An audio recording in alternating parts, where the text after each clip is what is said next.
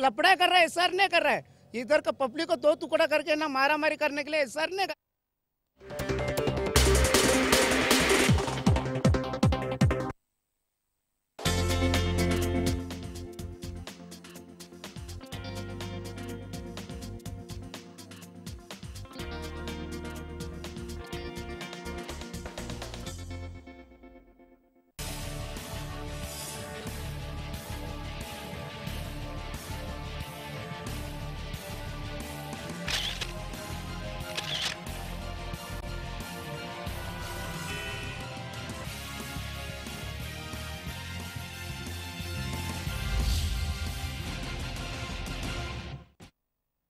नमस्कार, मैं हूं Avanindra Ashutosh. Lemon prime time में आपका बहुत बहुत स्वागत है।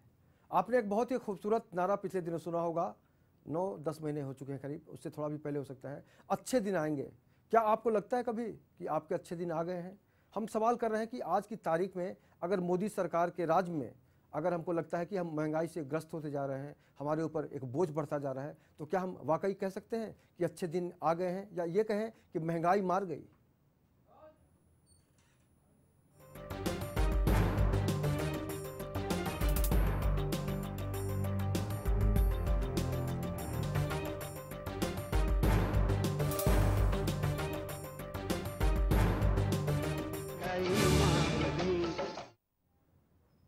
अच्छे दिन का मतलब होता है कि आप खाने पीने के बाद स्वस्थ रहें और कोई तनाव ना हो। और इस चर्चा में हमारे साथ जुड़ेंगे कांग्रेस के नेता जयप्रकाश सिंह जी। जयप्रकाश जी, आपका बहुत बहुत स्वागत है। और इस चर्चा में जाहिर सी बात है किसी महिला को भी जोड़ना बहुत ज़रूरी होगा, क्योंकि वो समाज सेविका हैं और हमेशा लेमन के शो में आती रहती हैं, अलग अलग सवालों के मुद्दे उठाती रहती हैं। गीता कपूर जी उत्कर्षा महिला मंडल से जुड़ी हुई हैं, समाज सेविका हैं। गीता जी, आपका भी बहुत बहुत स्वागत है।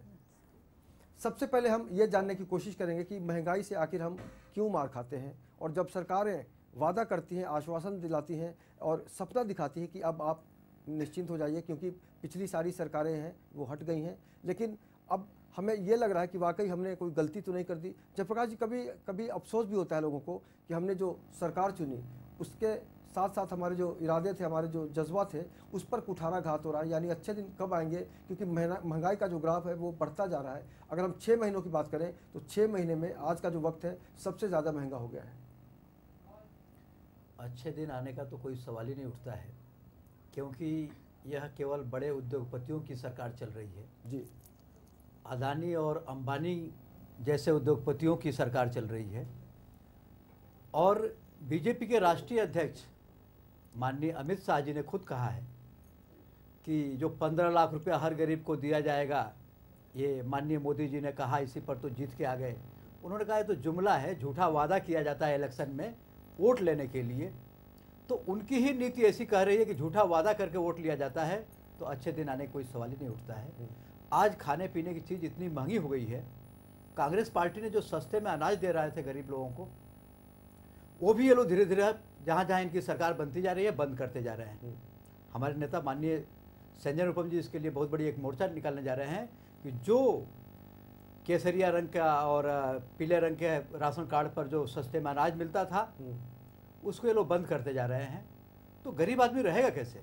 सरकार होता है अमीर गरीब सबके लिए, और सरकार गरीब पर ही ज़्यादा ध्यान देना चाहिए। अमीर तो अपने कमा के भी कैसे भी रह सकते हैं, लेकिन ये सरकार जब से आई है जो भी गरीबों का स्कीम है उसको बंद करती जा रही है। जैसे मुफ्त में सस्ते में अनाज देना, उसको रोकती जा रही है।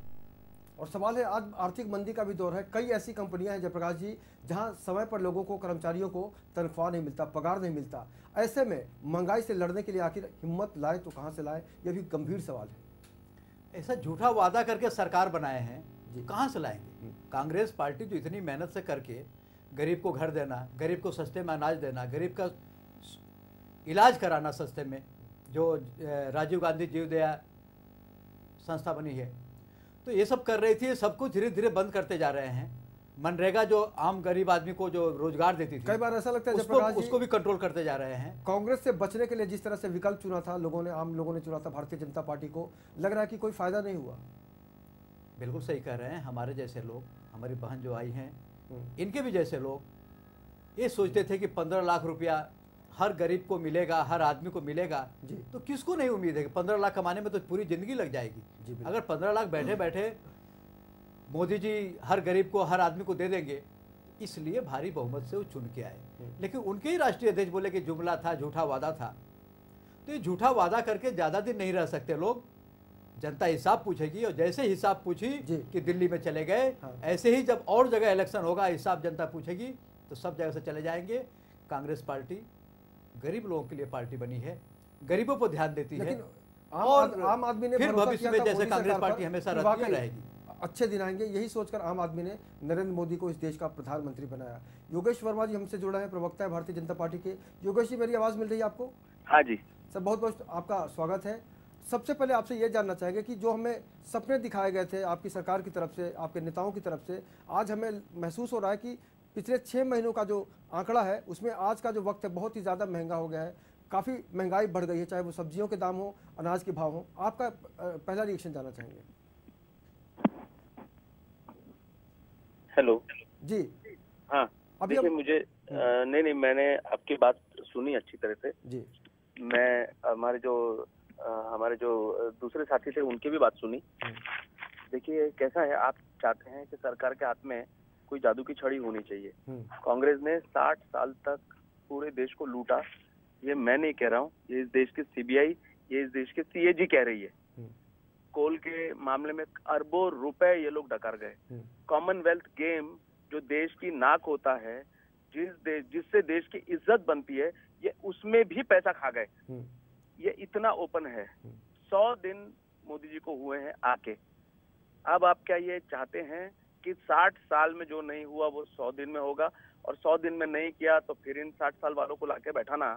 मुझे लगता है कि थोड़ा सा मीडिया को भी अपने दृष्टिकोण में बदलाव लाना चाहिए। बिल्कुल लाना चाहिए, क्योंकि ये देखिए एक मिनट सुने ना, मेरी बात सुने ना। हाँ। आप या तो मुझे बोलने दीजिए। जी देखिए बोलिए कैसा है कि जनता की भावना, मैं भी तो जनता के बीच में रहता हूँ। बिल्कुल। जनता ने इतना प्रेम से नरेंद्र मोदी जी को लाया है। क्या नरेंद्र मोदी जी ने अपने 100 दिन के कार्यकाल में आधे घंटे की झपकी ली है? क्या उन्होंने एक दिन की छुट्टी ली है? क्या नरेंद्र मोदी जी ने अपने जीवन का एक दिन, यानी जब से सरकार में आए हैं तब से एक दिन भी लोक उन्मुख कोई ना कोई योजना के ऊपर काम करने में? देखो, सरकार का मतलब ये नहीं होता है कि जादू की छड़ी हो गई, उसने बोला सड़क बन जा तो सड़क बन जाती। क्या अलादीन का चिराग है ये? देखो, डिपार्टमेंट को निर्देश मिलते हैं, निर्देश के बाद उसके टेंडरिंग होती है, टेंडरिंग के बाद उसका काम शुरू होता है, काम शुरू होने के बाद में काम खत्म होता है, फिर वो काम दिखने लगता है। जो इतनी पुरानी पॉलिसीज है उसमें भी बदलाव लाना पड़ेगा। अगर मीडिया 100 दिन में, अगर मीडिया आपका घर जब खरीदते हैं तो उसको कलर करने में एक दिन लगता है, या आपके पास कोई ऐसा सिस्टम है कि आधे घंटे में कलर हो जाता है? ऐसा कुछ है?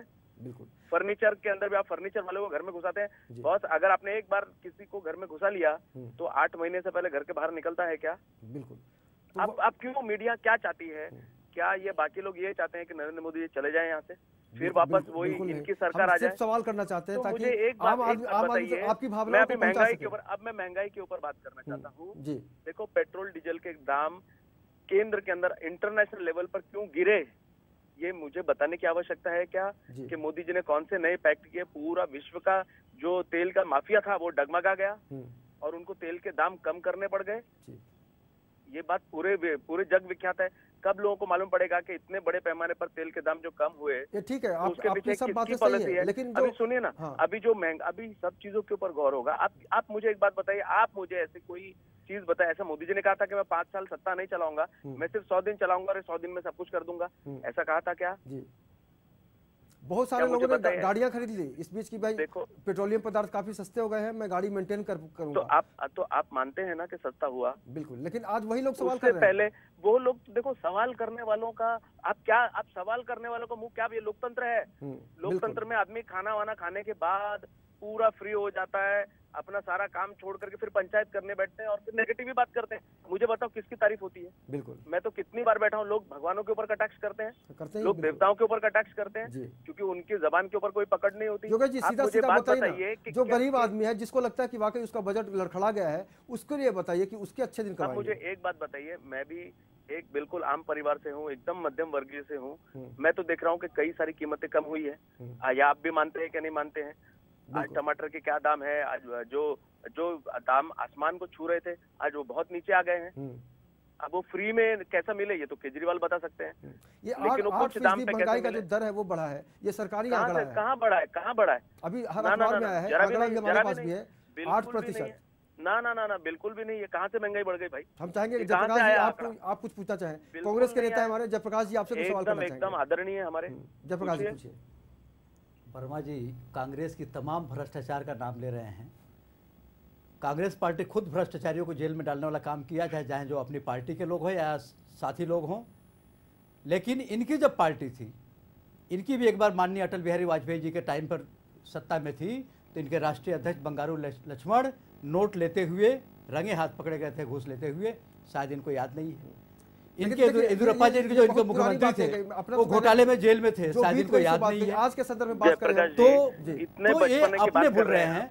आज भी माननीय अमित शाह जी ने कहा कि माननीय मोदी जी ने जो कहा था कि 15 लाख सबको दिया जाएगा, वो जुमला है, वो झूठी बात है, केवल वोट लेने के लिए हम लोग कहते हैं। तो इस तरह की बात जो जनता को कह रहे हैं कि केवल वोट लेने के लिए हम लोग कहते हैं, आज ये माननीय केजरीवाल जी को कह रहे हैं कि वो फ्री में सब देने जा रहे हैं इसलिए जीत गए। अभी तो मैं जयप्रकाश जी, आप बहुत सीनियर नेता जो हैं। अमित शाह जी ने कहा, आप बहुत सीनियर नेता आज हैं। उसकी देन है कि दिल्ली से बीजेपी चली गई। और जिस तरह से इन्होंने कहा, आपने कहा वर्मा जी, कि जिस तरह से शहजादे हैं, बड़े लोग हैं राहुल गांधी जी वगैरह के ऊपर, तो इसलिए कांग्रेस पार्टी बड़े लोग को देख करके आम जनता जो है एक चाय वाले को जिता दिया।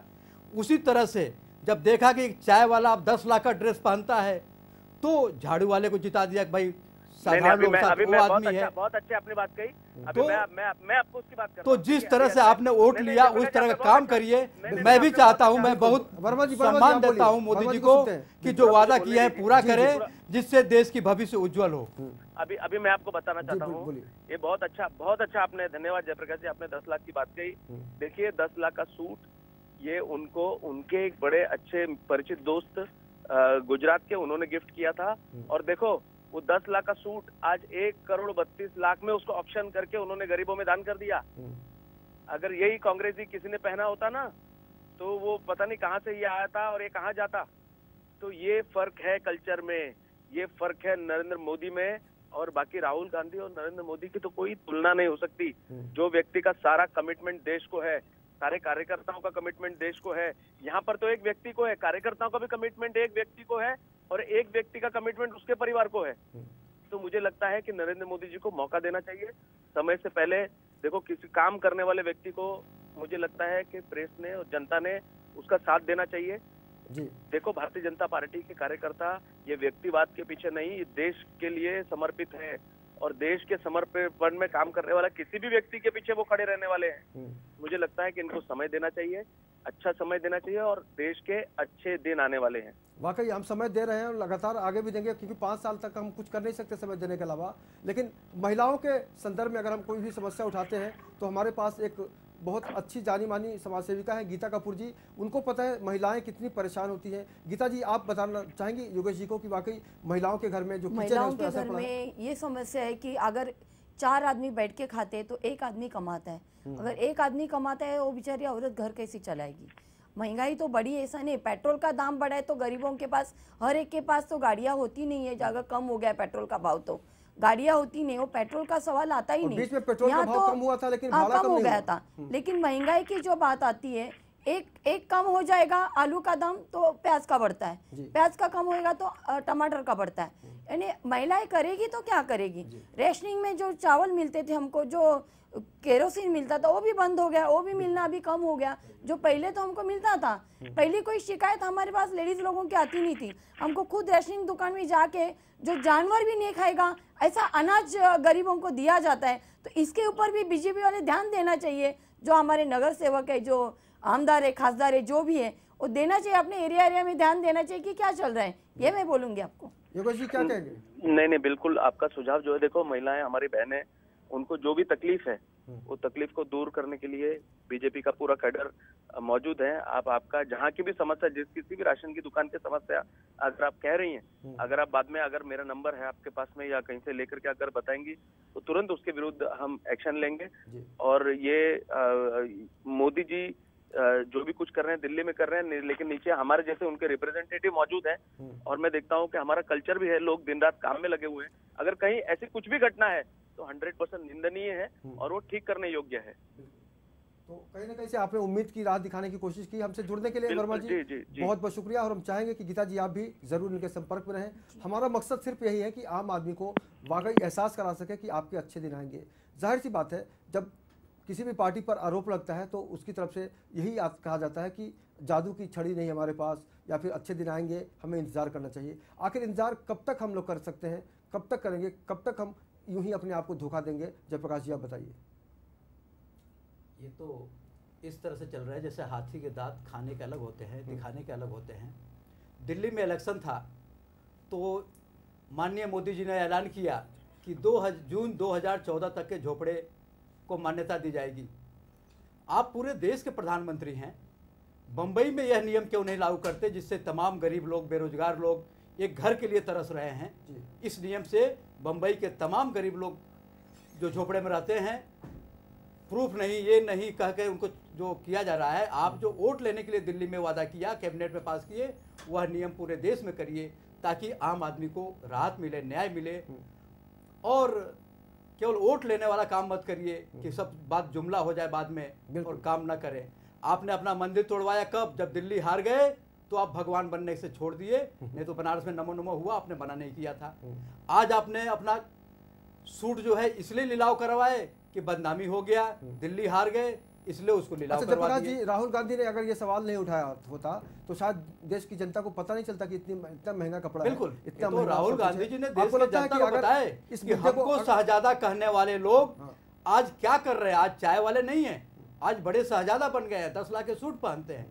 और उसका रिजल्ट भी निकला कि दिल्ली में हार गए, तो उनको लगा कि हमने गलती किया है, उसको सुधारने के लिए उस सूट को बेचवा रहे हैं और बेचवा करके जो अच्छे काम में लगा रहे हैं। मैं उनको शुभकामना देता हूं कि यह होने से पहले अगर काम करते तो आपका मान सम्मान और बढ़ता। लेकिन मंदिर जो तोड़वाए, सालों पहले परमिशन लिया जाता है, उसके बाद ही मंदिर बनता है जो आपका मंदिर बना है। आप जब वहां की एक लड़की के लिए इतना पता कर सकते हैं कि कहाँ जा रही है, कहाँ आ रही है, तो इतना बड़ा मंदिर जो सरकारी देख रेख में बनता है, परमिशन से बनता है, तो उसकी पता क्यों नहीं किए? दिल्ली में हारने के बाद आपको लगा कि यह मंदिर बनेगा, मुझे भगवान बनाया जाएगा, तो जनता और नाराज हो जाएगी, इसलिए आपने मंदिर तोड़वाया। आप देखें कि माननीय राहुल गांधी जी 10 लाख का चर्चा किए कि आप शहजादे जैसा बन गए, 10 लाख का सूट पहन रहे हैं, ये सब कर रहे हैं, तो हमारे आप में क्या फर्क रह गया? तो आप अभी जो है उसको लिलाव कर रहे हैं। आपने महसूस किया कि कथनी और करनी में बहुत अंतर है? बहुत अंतर है। और जाहिर सी बात है, आप कांग्रेस के हैं, आपको अंदर अंदर खुशी होती होगी कि आज लगातार बहन ने बताया कि राशन कार्ड पर अब घासलेट नहीं मिल रहा है, सस्ते में अनाज नहीं मिल रहा है, जो अनाज पहले से मिल रहा था लोगों को वो भी बंद हो गया है।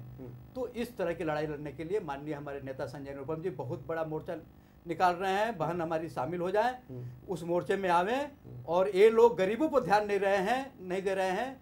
बड़े बड़े मेट्रो ट्रेन, बड़े बड़े, इस पर कौन, हमारे जैसा लोग आज तक मेट्रो ट्रेन पर नहीं बैठा, तो और हमसे कम के लोग कैसे मेट्रो पर बैठेंगे? ये केवल बड़े लोगों को, व्यापारियों को सरकार बना रहे हैं। चल रहा है, गरीब आदमी के लिए कोई सरकार नहीं है। गीता जी आपसे जानना चाहेंगे कि दवा की सुविधा, न खाने की सुविधा, न रहने का सुविधा, ये सब छीना जा रहा है उनसे। बिल्कुल। अब किसी न किसी से विरोध तो करना ही पड़ेगा। और जाहिर सी बात है, अगर आप मोर्चा निकालेंगे तो हो सकता है आम आदमी आपको समर्थन भी दे। गीता जी आपसे जानना चाहेंगे कि जो सपने आपको दिखाए गए थे इलेक्शन से पहले, क्या आपको लगता है कि मोदी सरकार उस रास्ते पर चल नहीं पा रही ठीक से, या भटक गई है, या फिर सब कुछ सही चल रहा है? क्या कहेंगे? नहीं, कुछ सही नहीं चल रहा है। देखिए कि पहले हॉस्पिटल, जो हमारे गवर्नमेंट्स के हॉस्पिटल्स रहते थे, वहाँ पर गरीबों को बहुत कुछ फैसिलिटीज़ मिलती थी, वो भी अभी बराबर दिखाई नहीं दे रही है। दूसरी बात है, महंगाई का सिर्फ पेट्रोल कम करके होने वाला नहीं है। गरीबों के पास कोई गाड़ियाँ नहीं है। गरीब का है रोटी, कपड़ा, मकान, ये 3 चीज़ों की उनकी ज़रूरत पड़ती है। अगर वो 3 चीज़ उनको सही से मिल जाए तो गरीब लोग क्यों ये करेंगे? वो आशा से किसी को भी जीत के देते, कोई भी पार्टी को जीत के देते कि ये अगर बीजेपी आते, कांग्रेस आते तो हमारा कुछ सही हो जाएगा। ये आशा से आज मोदी जी को जीत के दिया है हम लोग ने। तो मोदी जी आज सोचना चाहिए कि पहला परदेश या घूमने से पहले गरीबों के ऊपर ध्यान दो, अपने देश के ऊपर ध्यान दो। आज हमारे देश में कितनी गरीबी है, कितने लोग आत्महत्या कर रहे हैं यहाँ पर कि अपना फैमिली संभाल नहीं सकते वो लोग, सर्विस मिलती नहीं, जॉब नहीं मिलते, एक आदमी कमा रहे, 4 लड़के बैठ के खा रहे, और वक्त पर पगार 3-3, 4-4 महीने उनको पगार नहीं मिलती है, तो घर चलाएगी तो कैसे मुश्किल हो चलाएगी? जाता है। मध्यम वर्गीय परिवार को सबसे ज्यादा परेशान अगर कोई करती है तो वो सरकार होती है, क्योंकि सरकार की जिम्मेदारी होती है कि जो भी तनख्वाह वो बांटती है उसके अंदर ही आम आदमी का घर परिवार चल सके। लेकिन आज बहुत सारी ऐसी समस्याएं हैं जो लगातार लोगों की भावनाओं के साथ खिलवाड़ करती नजर आ रही है जयप्रकाश जी, क्योंकि उनको कर्ज लेना पड़ता है, चाहे बेटी की शादी हो या फिर बच्चे के लिए डोनेशन देना हो या फिर हेल्थ के लिए डॉक्टर को देना हो। तो पूरा जो बजट है वो चरमरा गया है और भारतीय जनता पार्टी कहती है कि कोई जादू की छड़ी नहीं है उसके पास। तो आप क्या कहना चाहेंगे भारतीय जनता पार्टी को? मैं तो पहले ही बताया, माननीय मोदी जी कह रहे हैं कि भ्रष्टाचार में अपने कुर्सी के पास से ही ख़त्म किया हूँ, लेकिन माननीय मोदी जी के कुर्सी के पास से ही शुरुआत हो गया है। जहाँ जहाँ इलेक्शन हुआ है पूरा मंत्रालय भारत सरकार का इलेक्शन में लगा दिए, लाल बत्ती गाड़ी में लगा दिए, सब लोग अपनी लाल बत्ती गाड़ी से सब जगह प्रचार करने गए। हमारे आप जैसे बहन जैसे लोग अगर कहीं नौकरी धंधा करते हैं, जिस दिन काम पर नहीं जाते, अपने घर के काम के लिए रुक जाते हैं तो उनकी तनख्वाह कट जाती है। लेकिन वो लोग पूरा भारत सरकार से तनख्वाह लेते हैं और पूरा जो है प्रचार में पूरा तंत्र लगाते हैं, जो भ्रष्टाचार वहाँ से शुरुआत कर रहे हैं। यहाँ की महानगर पालिका, यहाँ की शिवसेना, हो रहा है बीजेपी के, हाँ जो भी बीजेपी के प्रचार करने जा रहे हैं, अगर कह दे कि अपना तनख्वाह महीने में बोल दिया हूँ कि आज मैं बीजेपी का प्रचार करने गया था इलेक्शन में, आज का तनख्वाह मेरा काट दिया जाए क्योंकि मैं पर्सनल अपने पार्टी के प्रचार में गया था। ऐसे लोग नहीं करते। अगर 1-2 आदमी जाते तो चलता भी था। कांग्रेस में भी तो ऐसा नहीं होता था, माफ कीजिएगा। कांग्रेस में होता था, जो माननीय अध्यक्ष है, बड़े बड़े 1-2 आदमी, पूरा मंत्रालय लगा हुआ है, सभी मंत्री लगे हुए हैं, पूरे सांसद लगे हुए हैं। इस तरह कांग्रेस पार्टी नहीं करती थी, जो पार्टी पदाधिकारी करते थे। इस तरह का भ्रष्टाचार बढ़ गया। यहाँ महानगर पालिका की जो सरकार है, बिल्डर का जहाँ जहाँ बिल्डिंग टूटता है वो मलबा हटाने का म्युनिसिपालिटी का गाड़ी काम कर रही है, मलबा हटाने का, कचरा हटाने के नाम पर काम कर रही है, पैसा बिल्डर से ले रही है और तनख्वाह म्युनिसिपालिटी से ले रही है। तो यह बीजेपी संयुक्त शिवसेना तो भ्रष्टाचार काम यहाँ महानगर पालिका में भी वही कर रही है और केंद्र में भी वही कर रही है कि काम दूसरे जगह, तनख्वाह दूसरे जगह, इस तरह का काम कर रहे हैं। और साथ ये भी आम आदमी ऐसा कर नहीं सकता। कांग्रेस मुक्त भारत बनाएंगे, नहीं, कांग्रेस मुक्त भारत तो कभी नहीं बना सकते। इनसे बड़ा बड़ा आंदोलन भी, माननीय जयप्रकाश नारायण का भी आंदोलन हुआ, बड़ा बड़ा आंदोलन हुआ। वो लोग भी 2 साल, 2.5 साल, 3 साल की सरकार बनाए। माननीय बहुत अच्छे अटल बिहारी वाजपेयी जी का भी सरकार चला, वो भी भ्रष्टाचार और आतंकवाद में घिरा। उनके टाइम पर संसद में हमला हुआ, कारगिल पर हमला हुआ, सैनिकों का कफन तक वो लोग बेच के खा गए, तमाम भ्रष्टाचार और पाया, उसके बाद चले गए। तो इस तरह से झूठा वादा करके जो लोग आ रहे हैं वो ज़्यादा दिन नहीं रहेंगे, वो जल्द से जल्द जाएंगे और कांग्रेस पार्टी ही आएगी जो आम गरीब आदमी को रोटी कपड़ा मकान देने का व्यवस्था करती है, और वही रहे। कांग्रेस तो हमेशा से कहती रही है कि कांग्रेस के अलावा इस देश में कोई पार्टी राज नहीं कर सकती। गीता जी, आपसे जानना चाहेंगे, क्या आपको लगता है कि भारतीय जनता पार्टी को आने वाले दिनों में बहुत तकलीफ होगी, क्योंकि कांग्रेस वाले साफ कह रहे हैं कि इस देश को चलाने का मादा सिर्फ कांग्रेस में? देखो, अगर ऐसा ही चलते रहेगा तो उनको तकलीफ तो होगी, क्यों? पब्लिक चुप बैठने वाले नहीं है। इतनी महंगाई बढ़ाई गई, हर चीज़ में मिलावट है, कोई चीज़ अच्छी मिलती नहीं। मेरे सामने की बात है, 50-50 रुपये लीटर से केरोसिन ब्लैक से बेचाया जाता है यहाँ पर। कोई ध्यान नहीं, जब इनकी कुर्सी मिलती है, जीत के आते हैं, पब्लिक के ऊपर, जनता के ऊपर इनका ध्यान रहता नहीं। जब इलेक्शन आता है, हाथ जोड़ के दरवाजे में आ जाते हैं। इलेक्शन खत्म होने के बाद, भाई कौन हो तुम, पहचानते नहीं है, और उनको बुलाएंगे भी तो आते नहीं है। ऐसा है। तो अभी तो सवाल ही नहीं, मुझे नहीं लगता है कि अभी इतने महीने में उन्होंने कुछ किया नहीं है। तो अगर करेंगे और 4-5 महीने में तो देखो ठीक है, अदरवाइज मुझे तो मुश्किल लग रहा है। चलिए, आपके पास लगातार महिलाएं आती रहती हैं। गीता जी, आप ये बताइए कि महिलाओं की जो समस्याएं हैं वो सबसे अहम कौन सी समस्याएं हैं, अगर हम महंगाई को जोड़ के देखना चाहें तो? देखो, उनकी स्कूल की बच्चों की फीस रहती है, महंगाई यानी उनको घर चलाना पड़ता है। अगर हस्बैंड 4 या 5 हज़ार रुपया दे, वो औरत बेचारी चलाए तो कैसे चलाए? फिर उसको और कुछ काम, बर्तन साफ करो या कपड़ा धो, किसका रोटी बनाओ, ये बनाओ, और काम उसको करने को जाना पड़ता है। और बच्चे पढ़े लिखे हैं भी, उनको जॉब मिलता नहीं है, तो औरत परेशान होती है, मेरा बच्चा इतना पढ़ा लिखा है, डोनेशन नहीं है, तो मैं अपने बच्चों को पढ़ाऊँ भी कैसे? बड़े बड़े लोगों के बच्चे पढ़ते, डॉक्टर्स, इंजीनियर सब होते, लेकिन गरीब लोगों के बच्चों को पढ़ने के लिए डोनेशन नहीं है, तो नहीं पढ़ सकते, और डॉक्टर नहीं बन सकते, सिर्फ अमीरों के बच्चे ही बन सकते। तो ये महिलाओं की समस्या होती है कि बाबा मेरा बच्चा ये बने वो बने, लेकिन मैडम डोनेशन इतना मांग रहे, ये मांग रहे हैं, तो अभी क्या करें हम लोग? तो परेशान होती है औरत बेचारे। हर औरत का सपना होता है मेरे बच्चे पढ़े, मेरा घर संसार अच्छा हो, हर औरत का सपना है। बिल्कुल। जयप्रकाश जी, भारतीय जनता पार्टी की सरकार है, शिवसेना उसमें शामिल है, गठबंधन है।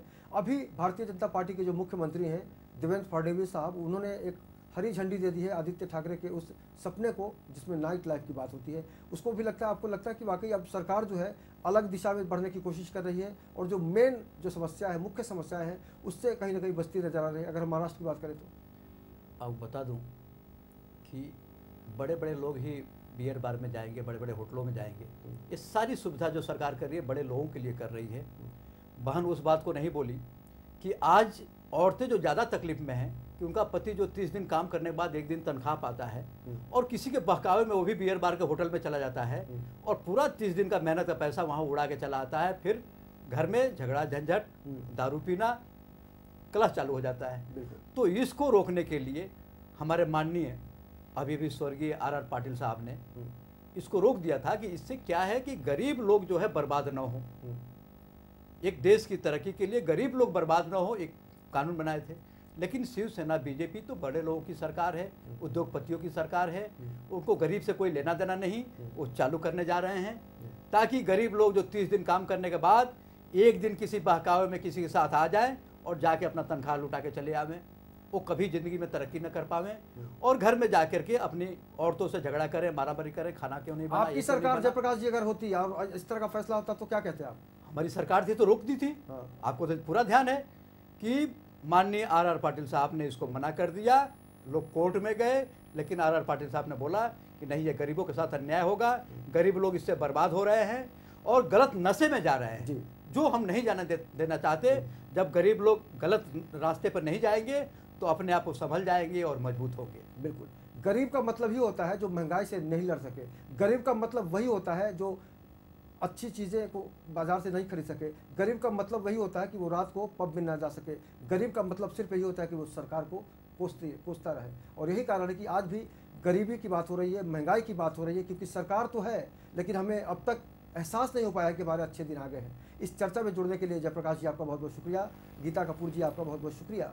और जाहिर सी बात है इस लोकतंत्र में जब जब सरकारें आएंगी जाएंगी, लेकिन ये सवाल हमेशा बना रहेगा कि गरीबों के दिन कब अच्छे आएंगे। और जाहिर सी बात है नरेंद्र मोदी ने एक सपना दिखाया था कि अच्छे दिन आएंगे, लेकिन आज हम जिस मुद्दे पर बात कर रहे हैं यानी महंगाई में पिछले 6 महीनों के दौरान अगर हम ध्यान दें तो 8% उसमें बढ़ोतरी हुई है, लेकिन भारतीय जनता पार्टी इसे स्वीकार करने को तैयार नहीं है। उसका साफ साफ कहना है कि सरकार के पास कोई जादू की छड़ी नहीं है। कांग्रेस मोर्चा निकालेगी, गीता कपूर जी महिलाओं को लेकर आंदोलन करेंगी, लेकिन आम आदमी को हक कब मिलेगा ये देखना होगा। और हम कब ये कह पाएंगे कि वाकई महंगाई मार गई से निजात कब मिलेगा, तो हम तब तक यही कहेंगे कि वाकई हमें महंगाई मार गई। आज इस चर्चा में इतना ही, लेकिन हम फिर मिलेंगे किसी अलग सब्जेक्ट के साथ कल।